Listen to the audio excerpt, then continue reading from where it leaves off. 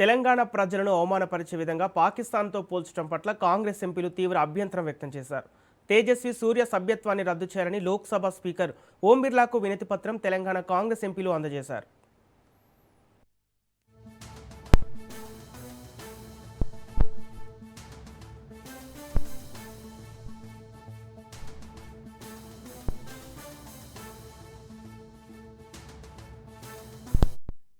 Telangana ఎంపీలము representation ఇవ్వడం జరిగింది speaker గారికి. కిషన్ రెడ్డి గారు, తేజస్వి సూర్య గారు చేసిన వ్యాఖ్యలని ఖండిస్తూ దాన్ని ఇమీడియట్గా ఎక్స్పాండ్ చేయాలని చెప్పి వారికి రిప్రజెంటేషన్ ఇవ్వడం జరిగింది. వారు కూడా ఒప్పుకున్నారు, అది సరైన విషయం కాదు, ఎక్స్పాండ్ చేస్తామని చెప్పి వారు ఒప్పుకోవడం జరిగింది. తెలంగాణకి అవమానం జరగకుండా మేము ఎల్లప్పుడూ తెలంగాణ కోసం నిల్చొని మన హక్కుల కోసం పోరాడతామని మళ్ళొకసారి తెలియజేస్తూ జై హింద్, జై తెలంగాణ.